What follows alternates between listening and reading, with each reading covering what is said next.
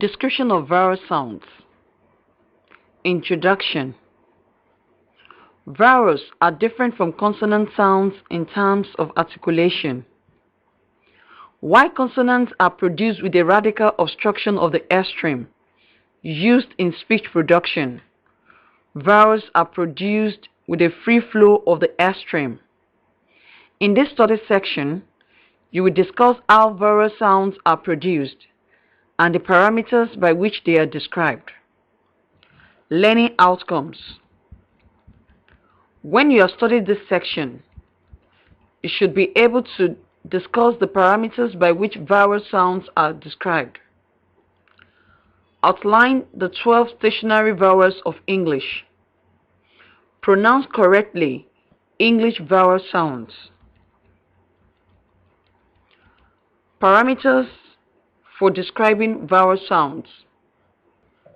The configuration of the vocal tract in the production of a vowel sound determines its quality. The following are basically the parameters by which vowel sounds are described: the height of the body of the tongue, the front-back position of the tongue, the degree of lip rounding, the length of the vowel. Height. The tongue also plays a prominent role in the description of vowel sounds.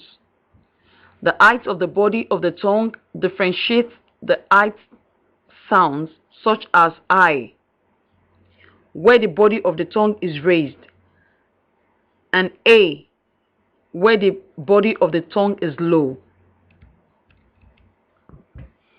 Front or back position. When vowel sounds are produced, the tongue forms a hump. This hump can either be at the front, middle, or back of the tongue.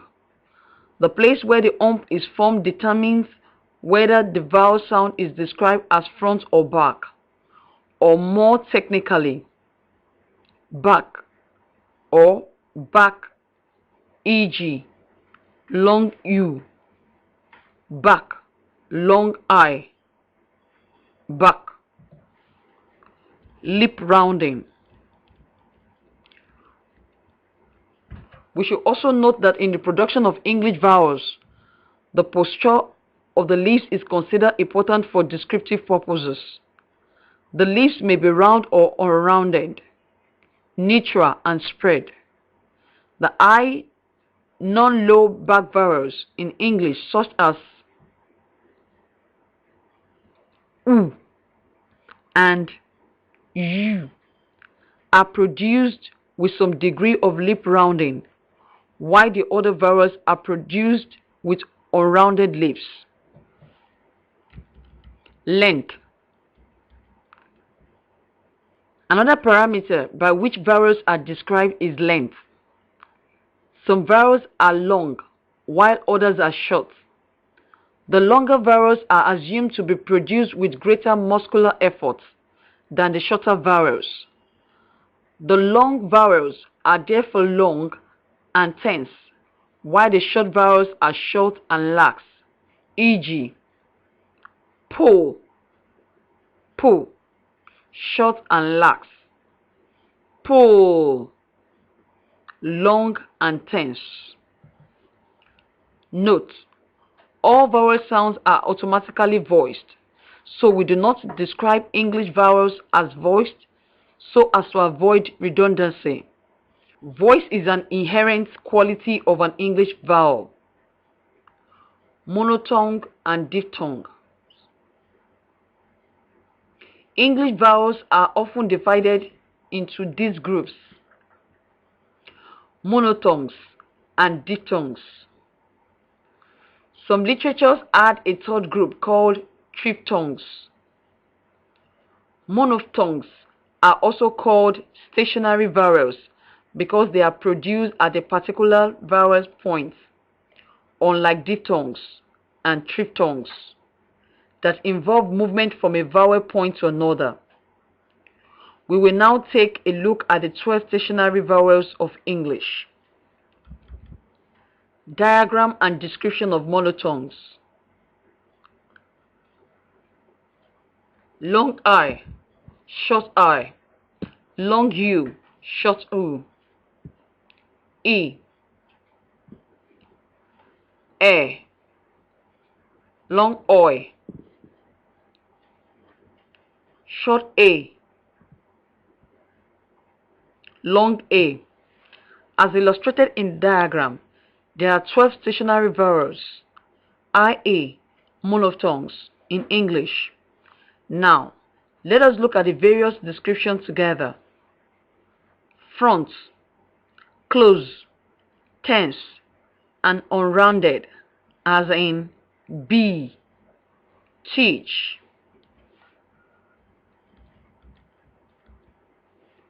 Short I, front, close, las, and unrounded, as in kid, pit.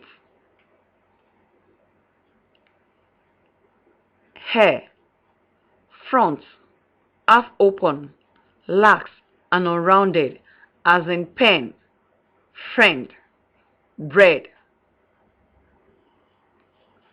Ha, front, open, lax, and unrounded, as in bag, plate.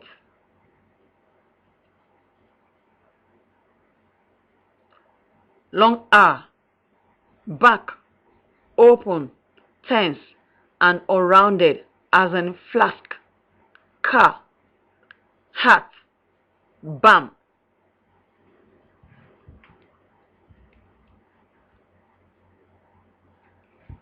Haw, back, open, lax, and rounded, as in pot, waps, tall, bam. Long O, back, half open, tense, and rounded, as in sword, fork, door, talk.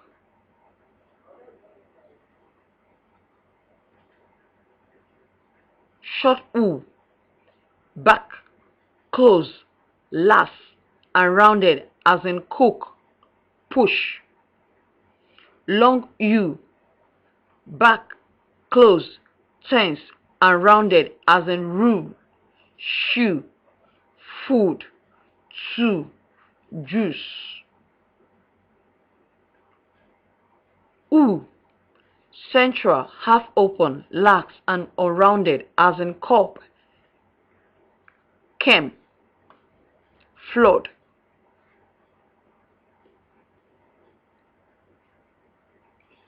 Sh, central, half closed, tense, and unrounded, as in bird, church, wake, learn.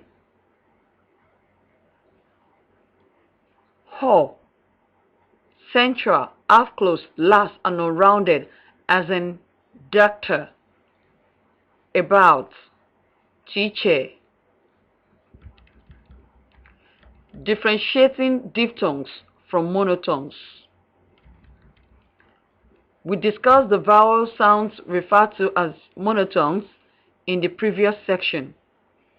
We learned that these vowels are also called stationary vowels because they are produced at a vowel's point, unlike diphthongs and triphthongs that involve a movement from a vowel point to another.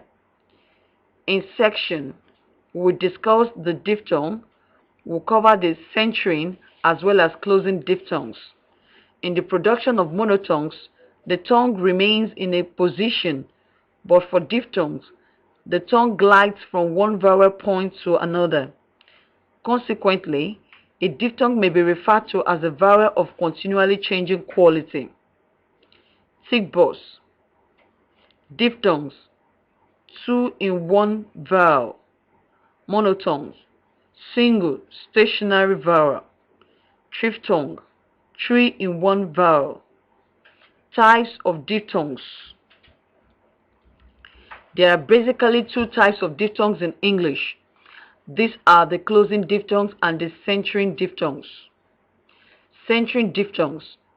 In the production of centering diphthongs, the movement is from the peripheral position to a central position, e.g.,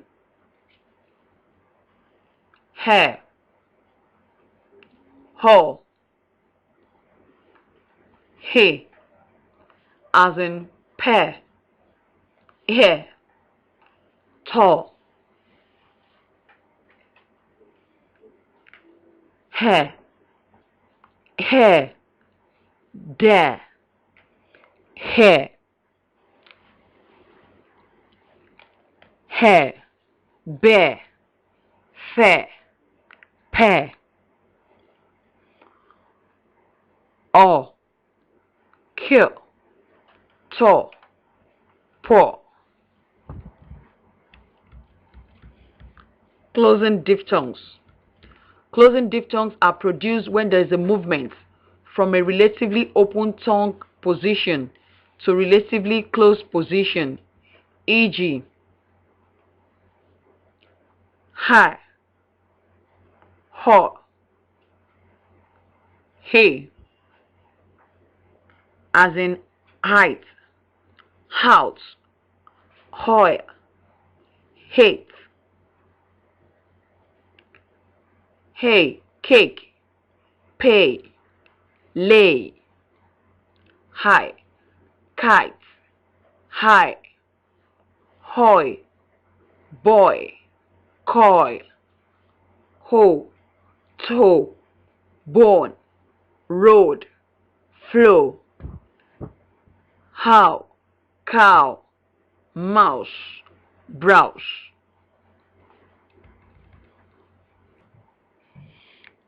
Triphthongs. For some words, the movement is from one vowel point to another and to another, i.e., A, B, C, as in player, flare, lawyer. These triphthongs are hey, as in player, ho, as in floor. Study section summary. In this study section, we discussed the monophthongs vowels of English. We have also looked at the parameters by which they are described, which are the height of the body of the tongue, the front-back position of the tongue, the degree of lip rounding, and the length of the vowel. We also learned that short vowels are lax, while long vowels are tense. We have also been able to describe the vowels that are termed diphthongs and triphthongs in English. We have also learned that unlike the stationary vowels called monophthongs, they involve a movement from one vowel point to another. We have also seen examples of English words containing diphthongs and triphthongs. End of study section 6. Thanks for listening.